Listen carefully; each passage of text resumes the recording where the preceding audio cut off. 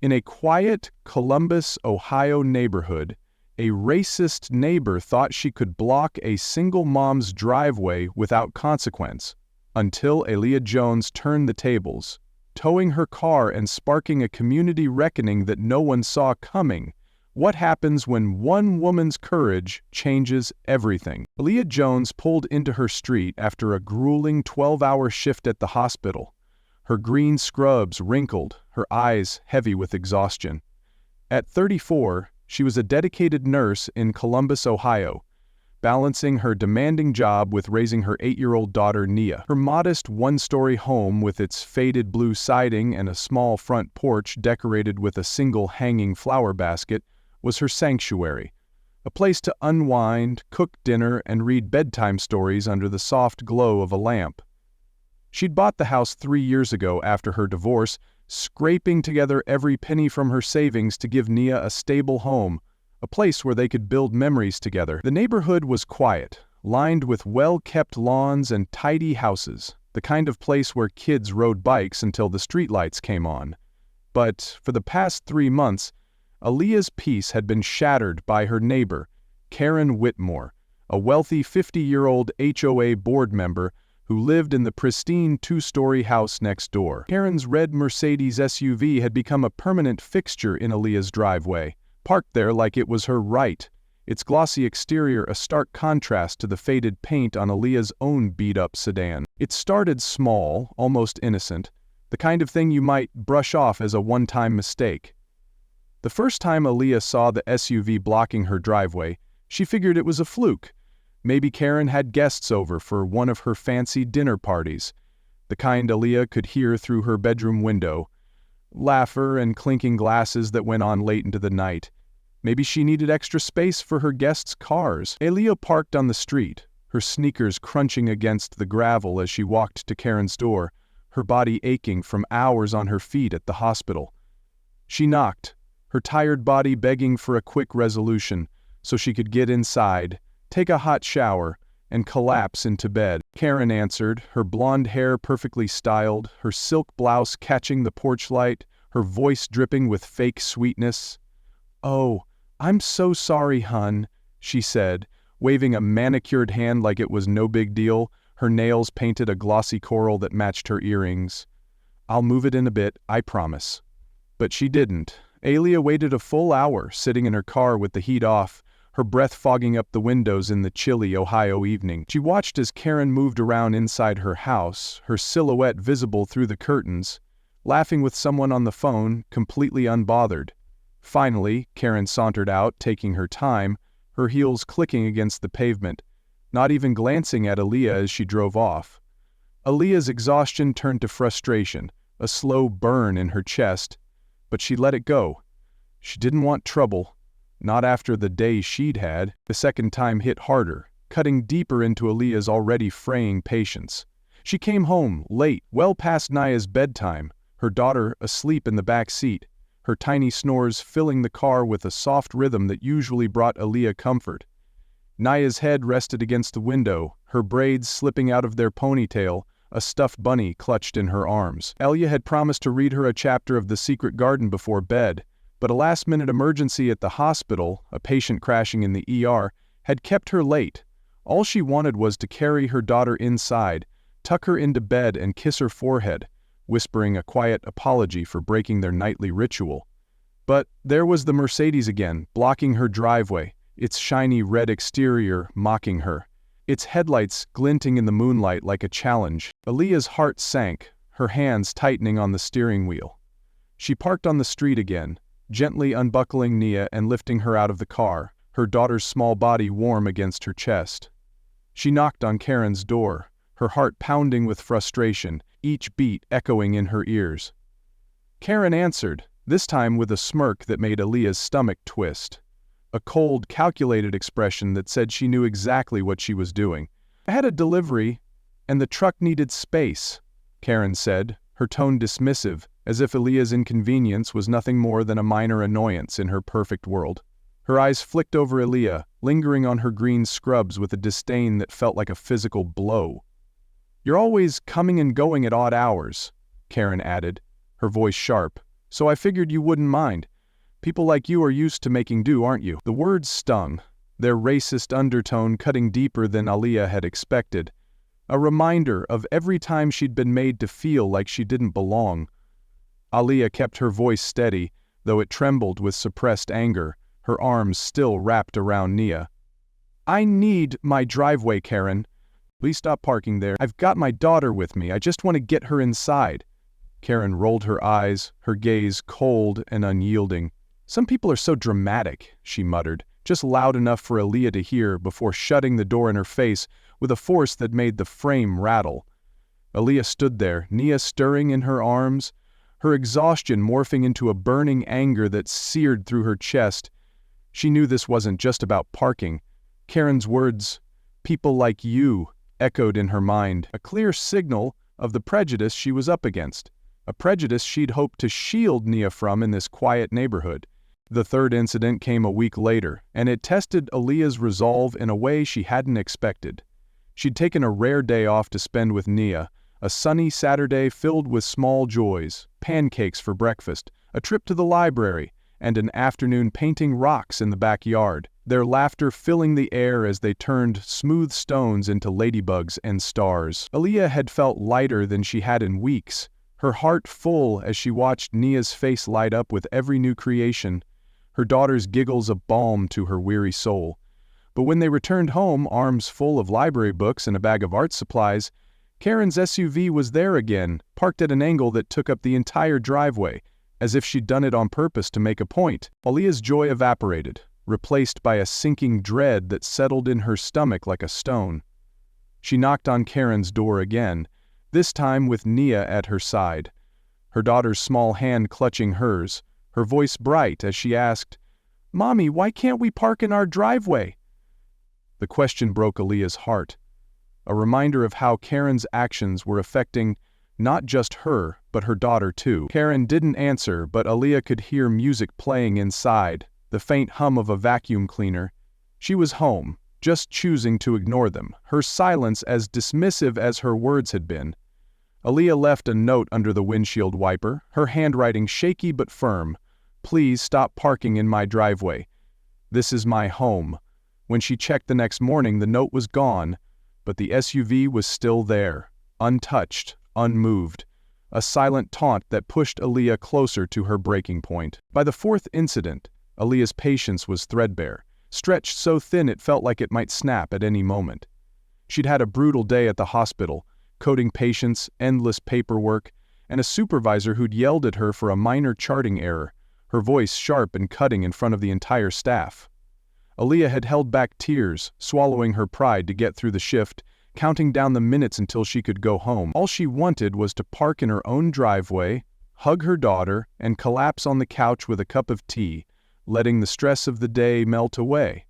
But there was Karen's SUV, parked dead center, with no Karen in sight, the car's sleek lines a cruel reminder of the power imbalance between them. Aaliyah parked on the street again, her hands trembling as she gripped the steering wheel, her knuckles pale against her dark skin. She glanced at Nia's bike lying on the lawn, its pink handlebars catching the fading sunlight, a symbol of the normal life she was fighting for, a life where she didn't have to beg for the right to exist in her own space. Her frustration turned to resolve, a quiet strength rising in her chest, fueled by every slight, every dismissive smirk, every time Karen had made her feel like she didn't belong. She thought of Nia, sleeping soundly inside, unaware of the battles her mother was fighting to keep their home a safe haven. Aaliyah's resolve hardened into something unbreakable. She wasn't going to let Karen walk all over her anymore. This wasn't just her driveway at stake, it was her dignity, her home, her right to be treated with respect in a neighborhood that was supposed to be her sanctuary. She wasn't just fighting for herself, she was fighting for Nia, for the future she wanted her daughter to have, a future where she wouldn't have to face the same prejudice Aaliyah had endured. Karen's behavior didn't stop. It got worse, her actions growing bolder, more brazen, as if she was testing how far she could push Aaliyah before she broke. Over the next 2 weeks, Aaliyah came home to find the red Mercedes in her driveway almost daily, its presence a constant reminder of Karen's disregard for her. If Aaliyah left a note asking Karen to stop, it vanished by morning, crumpled and tossed aside like it meant nothing. If she knocked on Karen's door, Karen was suddenly not home, leaving Aaliyah standing on the porch, her knocks echoing unanswered, her frustration mounting with each unanswered attempt. She tried different approaches, leaving earlier in the morning to catch Karen before she left for the day, even parking her own car closer to the driveway to block Karen in, but nothing worked. Karen seemed to take pleasure in the game, her SUV reappearing each evening like clockwork, its glossy finish reflecting Aaliyah's growing anger back at her, a silent challenge that pushed her closer to her breaking point. One evening, after a double shift that left her legs aching and her scrubs stained with antiseptic, Aaliyah pulled up to find not just Karen's SUV, but another car, a sleek black Audi dilapidated, parked alongside it, completely blocking her garage. Her heart sank, a heavy weight settling in her chest. Nia had a school project due the next day, a diorama of the solar system they'd been working on together for weeks, and Aaliyah needed to get supplies from the garage to help her finish it. Glitter for the stars, a small foam ball for Jupiter, paint for the rings of Saturn. She'd promised Nia they'd finish it together, a rare moment of connection in their busy lives, and now Karen was stealing that from her too, her entitlement stripping away even the smallest joys Aaliyah clung to. Aaliyah sat in her car for a moment, her hands gripping the steering wheel, her breath coming in short, sharp bursts. She thought about Nia waiting inside, her daughter's hopeful face as she asked, "Did you get the glitter, Mommy?" The thought broke something in Aaliyah, a dam of emotion she'd been holding back for weeks, her frustration boiling over into a raw, aching anger that made her chest tighten. Aaliyah marched to Karen's door, her scrubs clinging to her skin, the smell of hospital antiseptic still lingering on her, and pounded on the door with more force than she intended, her fist shaking with the weight of her anger. Karen answered after what felt like an eternity, a glass of white wine in hand, her smile as fake as ever, her eyes glinting with a smug satisfaction that made Aaliyah's blood boil. "Ooh, Leah, what now?" she asked, her tone dripping with mockery, her voice sharp enough to cut, as if Aaliyah's presence was an inconvenience to her perfect evening, as if Aaliyah was the one causing problems. "Your cars are blocking my driveway," Aaliyah said, her voice tight with barely contained anger, each word clipped and sharp, her hands trembling at her sides. "I need to get into my garage. I've got things to do for my daughter." Karen tilted her head, feigning confusion, her lips curling into a smirk that made Aaliyah's skin crawl, her wine glass tilted just enough to catch the light, a subtle taunt in the motion. "My friends are over for book club," she said, her voice slow and deliberate, each word laced with condescension. "You weren't home, so I didn't think it'd matter. You're always working those long shifts, aren't you? I figured you'd be fine parking on the street. People like you always manage, don't they?" The words hit Aaliyah like a slap, the racist undertone unmistakable, a cold, hard truth that Karen didn't even try to hide, her smirk widening as she saw the impact of her words. Aaliyah's jaw clenched, her hands balling into fists at her sides, her nails digging into her palms as she fought to keep her composure. "It does matter," she said, her voice rising despite her efforts to stay calm, her anger spilling over into every syllable. "This is my home, Karen. I shouldn't have to beg to use my own driveway, and I'm not going to let you treat me like I don't belong here." Karen let out a sharp laugh, the sound cutting through the quiet evening like a knife, her eyes narrowing as she looked Aaliyah up and down, her gaze lingering on her wrinkled scrubs, her tired posture, her dark skin. "You're so uptight," she said, her voice laced with disdain, her words dripping with venom. "It's just a driveway. Besides, people like you should be used to parking on the street, right? I'm doing you a favor by reminding you where you really belong." The words were a dagger, each one piercing deeper than the last, a blatant display of prejudice that Karen didn't even bother to mask. Aaliyah froze, her anger boiling over into something hotter, sharper. Hurt, a raw, aching wound that brought back memories she'd tried to bury. She thought of her parents, who'd faced the same kind of prejudice when they moved into their first home, the whispers and stares from neighbors who didn't think they fit in, the way her mother had cried herself to sleep some nights.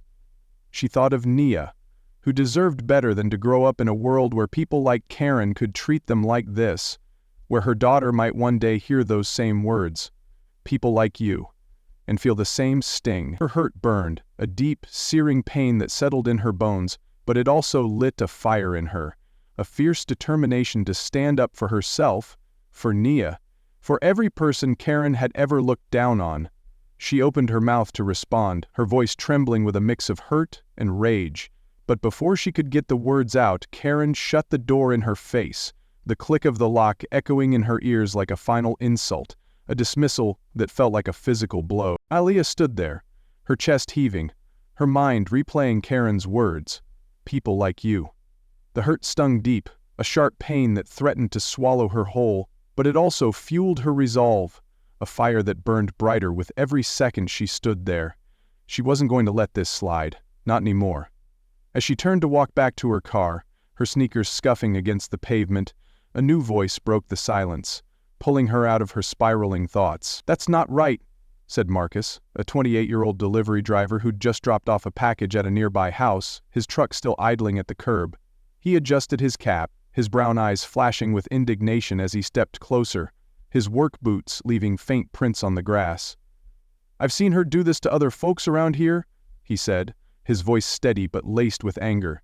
"She thinks she owns the whole street, like she's better than everyone else." Aaliyah turned to him, her hurt softening into a flicker of hope, a small light in the darkness of her frustration. Marcus had a quiet strength about him, his broad shoulders squared, his hands calloused from years of hard work.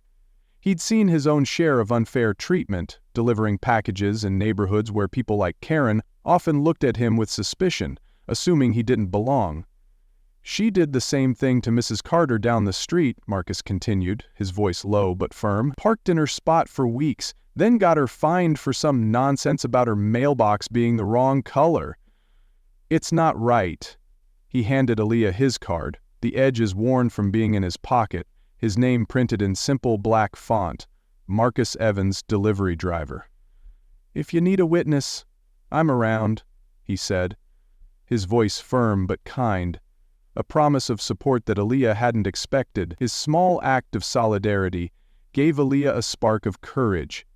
She wasn't alone in this fight, and she wasn't going to back down no matter how powerful Karen thought she was. But Karen wasn't done playing her games. The next day, Aaliyah found a note taped to her door.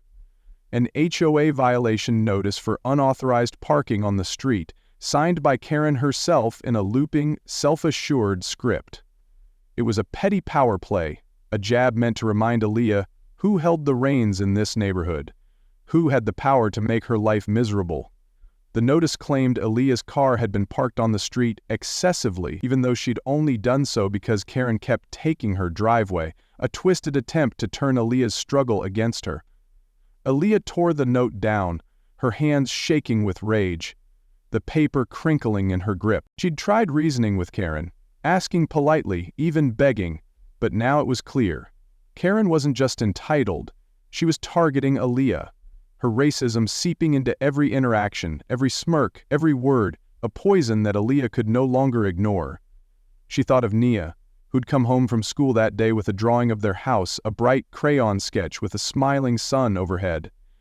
"I drew our happy place, Mommy," Nia had said, her voice full of pride. Aaliyah crumpled the HOA notice in her fist, her resolve hardening, a fierce determination rising in her chest.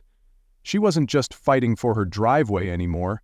She was fighting for her daughter, her home, and her right to be treated with respect in a place that was supposed to be their happy place. Aaliyah knew she had to act. Karen's relentless behavior had gone too far, and the HOA violation notice was the last straw, a petty jab that made her blood boil.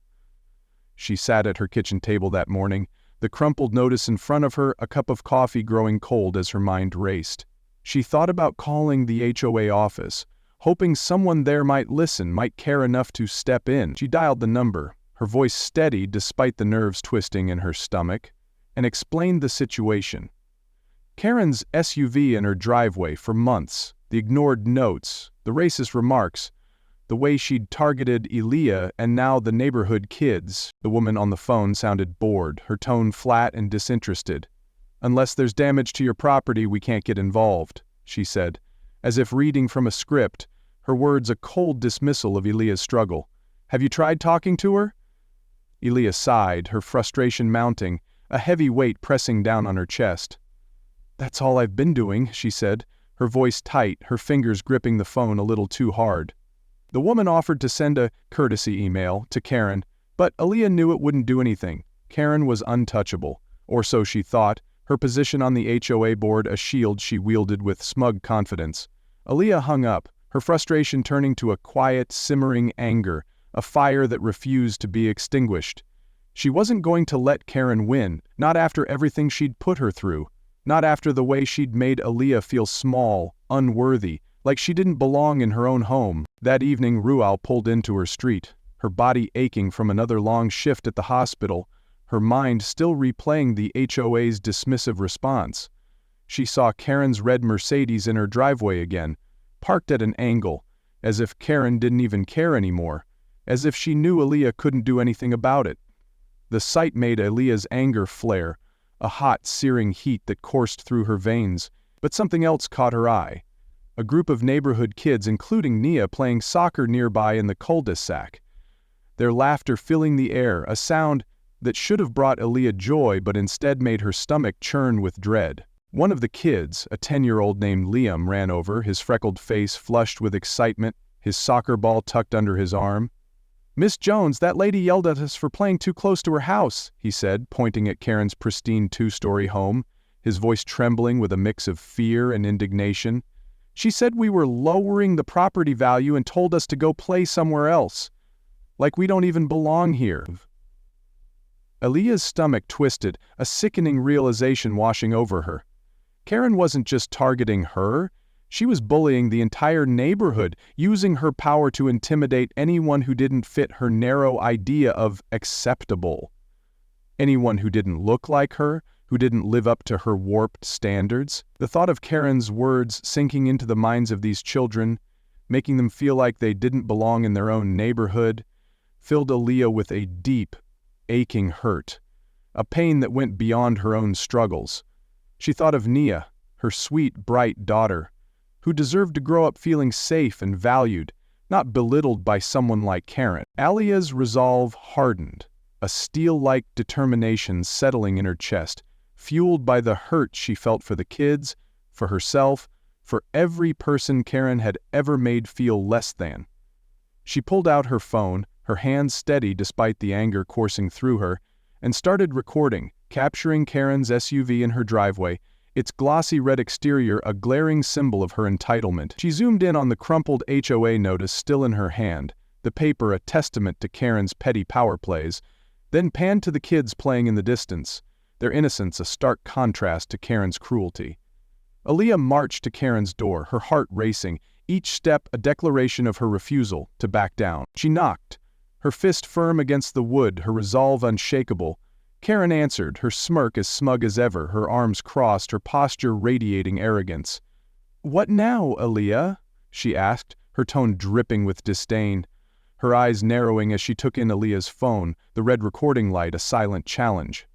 "I'm recording this," Aaliyah said, her voice firm, unwavering, a strength in her tone that she hadn't felt in months. "You've been parking in my driveway for months, ignoring every note, every request. And now you're harassing kids, telling them they're lowering the property value, making them feel like they don't belong?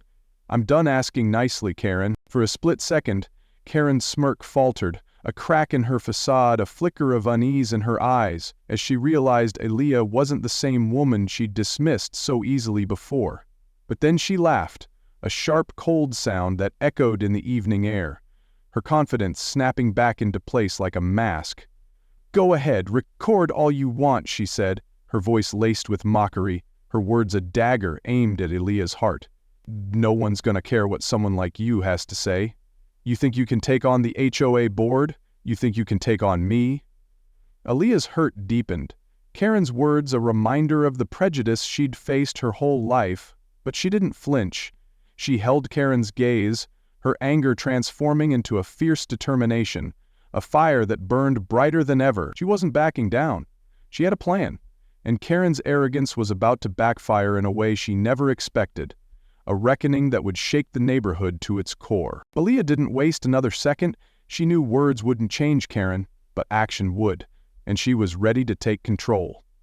She called a local towing company right there on Karen's porch, her voice steady as she gave them her address, her phone still recording every moment, capturing Karen's smug expression as she lingered in the doorway, watching with a sneer. "I need a car removed from my driveway," Aaliyah said to the dispatcher, her tone calm but unyielding, a quiet power in her words that made Karen's smirk falter again. "It's been parked there illegally for months, and I've had enough." The dispatcher chuckled, a sound that broke the tension for a moment. "We'll be there in 15 minutes, he said, his voice cheerful, as if he could sense the justice about to unfold. Aaliyah sat on her own porch, her phone propped up on the railing, still recording, her heart pounding with a mix of anticipation and resolve, as she waited for the tow truck to arrive. She glanced at Nia's bike on the lawn, its pink handlebars a reminder of why she was doing this, not just for herself, but for her daughter. For the kids Karen had belittled. For every neighbor who'd ever felt the sting of her prejudice, her resolve hardened even further, a steel-like determination that nothing could shake, a fire that had been building for months, now ready to ignite. The tow truck rolled up exactly 15 minutes later, its engine rumbling through the quiet street, its yellow lights flashing like a beacon of justice in the fading evening light. The driver, a gruff man in his 40s named Tony, hopped out, his boots thudding against the pavement, his face weathered but kind, a man who'd seen his share of neighborhood disputes and knew the weight of what he was about to do. "This the car?" he asked, gesturing to the red Mercedes, his voice gruff but friendly, his eyes flicking to Aaliyah with a quiet respect. Oh, Aaliyah nodded, handing him her property deed, the paper slightly creased from being in her bag, a document that proved her right to the space Karen had so arrogantly claimed. "It's mine," she said, her voice steady, her chin lifted with a quiet pride she hadn't felt in months. Tony grinned, a wide, toothy smile that spoke of satisfaction, a man who loved his job on days like this. "Let's get it out of here," he said, his tone final, as he started hooking up the SUV, the chains clanking against the pavement with a sound that felt like victory. As the tow truck began to lift Karen's SUV, the front door of Karen's house flew open with a bang that echoed down the street, the sound sharp and jarring in the quiet evening air.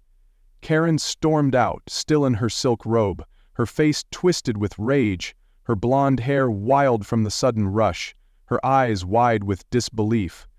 "What are you doing?" she screeched, her voice echoing through the neighborhood, a shrill sound that made the kids in the cul-de-sac stop playing and turn to watch, their soccer game forgotten. Aaliyah stood her ground, her phone capturing every moment, her posture unyielding, a quiet strength radiating from her as she faced Karen head-on.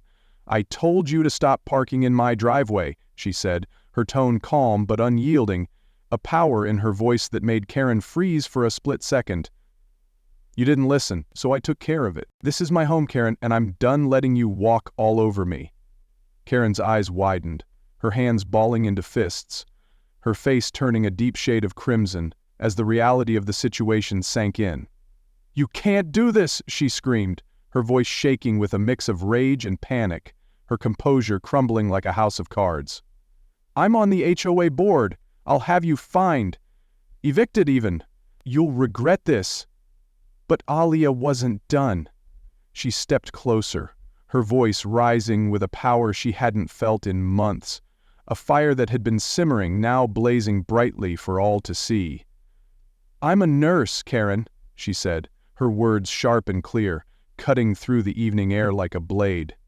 "I save lives every day, and I'm not going to let you walk all over me because of the color of my skin. You picked the wrong person to mess with, and now you're going to learn what happens when you push someone too far." The neighborhood began to gather, drawn by the commotion, their murmurs growing louder as they stepped out of their homes, their curiosity pulling them closer to the unfolding drama. Marcus, the delivery driver who'd offered his support the day before, stepped forward, his phone out too, recording the scene alongside Aaliyah, his brown eyes flashing with a quiet anger that matched her own. "I've seen her do this to others," he said loudly, his voice carrying over the murmurs of the crowd, a steady strength in his tone that made people listen. "She thinks she can bully anyone who doesn't look like her, anyone who doesn't fit her idea of what this neighborhood should be. I've watched her harass Mrs. Carter, find the Garcias for their kids' toys in the yard, even try to get the Guyans' mailbox removed because it wasn't up to code. She's been doing this for years, and it needs to stop." Karen's face turned an even deeper shade of crimson, her composure crumbling completely as the tow truck pulled her SUV down the street, the sound of the engine a final nail in the coffin of her arrogance. Aaliyah turned to the crowd, her voice steady, her eyes shining with a mix of triumph and determination, a woman who'd found her strength in the face of adversity. "This isn't just about me," she said, her words ringing out clear and true, a call to action that resonated with every person standing there. "She's been harassing our kids, our families, making us feel like we don't belong in our own homes. It stops today." The crowd murmured in agreement, their voices rising in a wave of support, a tidal wave that Karen couldn't ignore, their solidarity a powerful force that made her take a step back, her eyes darting around as she realized the depth of her mistake. For the first time, Karen looked scared, her power slipping away, her prejudice exposed for all to see, a reckoning she'd never seen coming, now staring her in the face. Aaliyah stood tall, her heart pounding with triumph, a victory that wasn't just hers but belonged to every person Karen had ever wronged, a moment of justice that would echo through the neighborhood for years to come. Karen stood frozen, her silk robe fluttering in the evening breeze, her face a mask of fury and humiliation as the tow truck's taillights faded into the distance, taking her red Mercedes with it. Aaliyah lowered her phone, her heart pounding with a mix of triumph and relief, her hands trembling slightly as the adrenaline ebbed, leaving her breathless, but victorious. She'd stood up not just for herself but for every neighbor Karen had ever bullied, every child she'd ever belittled with her cruel words and petty power plays, a victory that felt like it belonged to the entire street. The crowd's murmurs grew louder, their voices a rising chorus of support that warmed Aaliyah's heart, a wave of solidarity she hadn't expected after months of feeling like she was fighting alone. Marcus stepped closer, his hand resting on her shoulder in a quiet gesture of support, his calloused fingers a steady anchor in the storm of emotions swirling inside her. "You did good, Aaliyah," he said, his voice thick with emotion, his brown eyes shining with a pride that mirrored her own. Aaliyah nodded, her triumph softening into gratitude, a warmth spreading through her chest as she realized she wasn't alone anymore. She'd found allies in a community she'd once thought would never stand with her. Karen tried to salvage what little dignity she had left, her voice trembling as she turned to the crowd, her hands clenched into fists, her nails digging into her palms so hard they left crescent marks. "This isn't over," she hissed, her tone sharp but cracking, a desperate attempt to cling to the power that was slipping through her fingers like water. "I'll have all of you fined for this, you'll regret crossing me, I'll make sure of it." But her threats fell flat, her words hollow against the growing tide of the neighborhood's support for Aaliyah, a tide that was now unstoppable. A new figure emerged from the crowd, her presence commanding immediate attention. Mrs. Eleanor Hayes, a 65-year-old retired teacher who'd lived on the street for decades, her gray hair pulled back in a tight bun, her eyes sharp with authority, her posture radiating a quiet strength that silenced the murmurs in an instant. "Enough, Karen," Eleanor said, her voice cutting through the tension like a blade, steady and unyielding, a tone that left no room for defiance. "I've been on the HOA board longer than you, and I've heard enough complaints about you to fill a book. You've abused your position for years, fining people for nothing, harassing families, making this neighborhood a miserable place for anyone who doesn't fit your narrow idea of perfect. You're done, Karen, done." Karen's mouth opened, her face paling as Eleanor's words struck her like a physical blow, her usual smugness replaced by a stunned silence that spoke of her utter defeat, her eyes darting around as if searching for an escape that wasn't there. Eleanor turned to Leah, her expression softening, her eyes filled with a genuine remorse that made Aaliyah's throat tighten with emotion. "I'm sorry we didn't act sooner, dear," she said, her voice gentler now, a warmth in her tone that felt like a balm to Aaliyah's wounded spirit. "But we're acting now. You've opened our eyes and we won't let this happen again, not to you, not to anyone."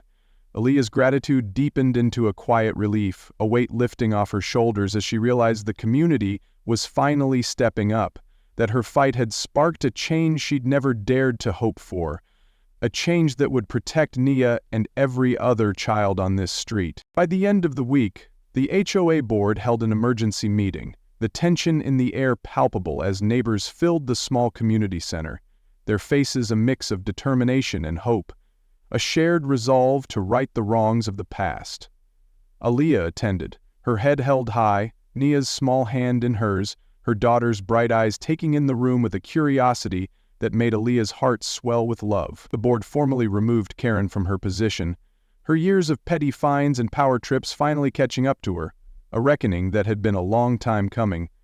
Eleanor took the lead, her voice steady as she read out a list of Karen's infractions, fines for minor infractions like a slightly overgrown lawn, complaints against families for their kids playing too loudly, even attempts to force out residents she deemed unfit. The crowd murmured in agreement, their frustration with Karen's reign of terror finally finding a voice, a collective exhale of relief as justice was served. The board issued a public apology to the neighborhood, their words sincere, as they promised new rules to prevent harassment and ensure fairness, a commitment to change that felt like a victory not just for Aaliyah but for everyone Karen had wronged. Karen never parked in Aaliyah's driveway again, her once smug demeanor replaced by a quiet shame as she kept her distance, her presence in the neighborhood reduced to a shadow of what it once was. A woman who'd thought herself untouchable, now humbled by the very people she'd tried to control. Ayla felt a profound relief, a lightness she hadn't felt in months, her home finally hers again, a sanctuary where she could park, laugh, and live without fear.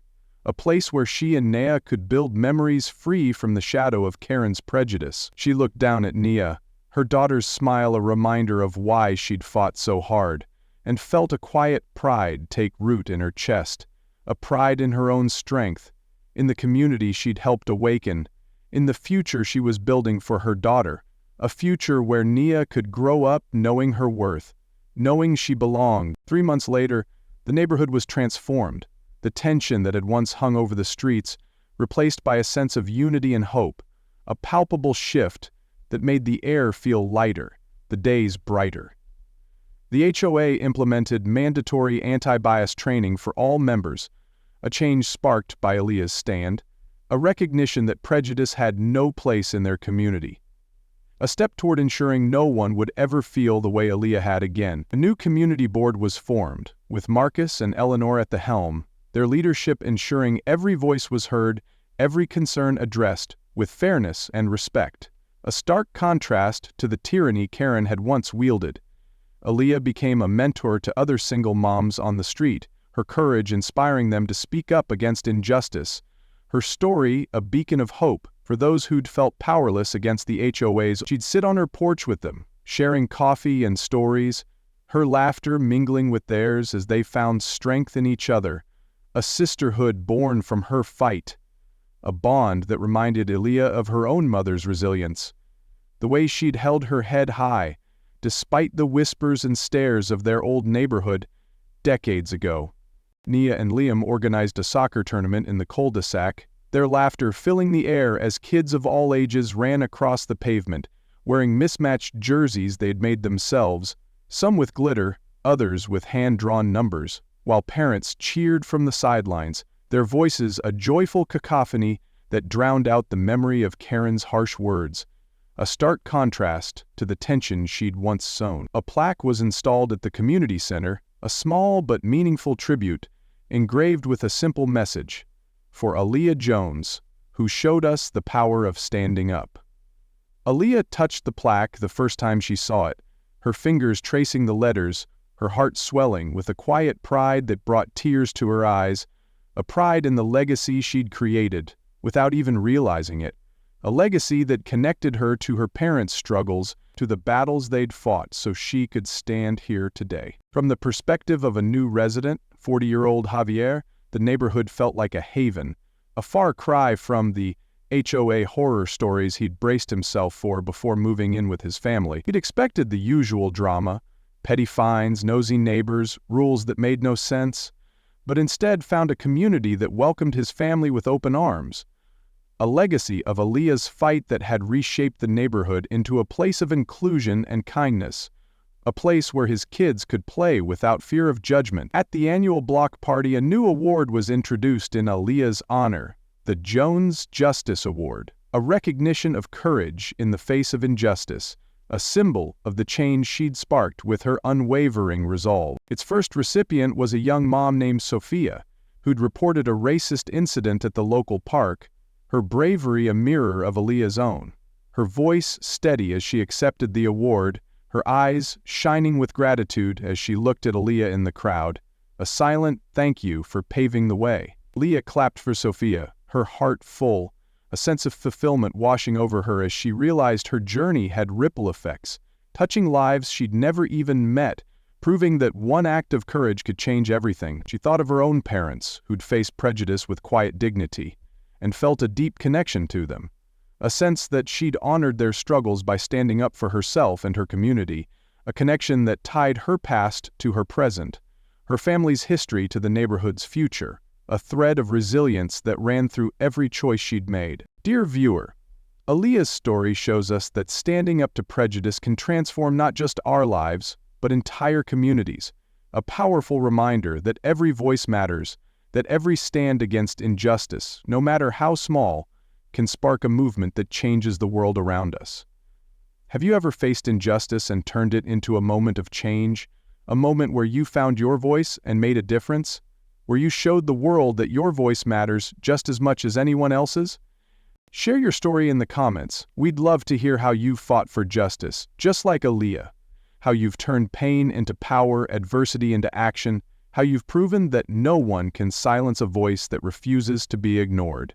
If this story inspired you, like this video, subscribe, and hit the bell for more tales of courage and justice.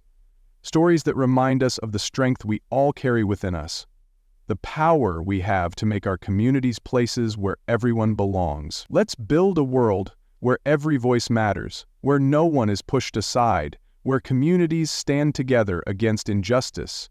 Together, we can make that world a reality, one story, one stand, one voice at a time.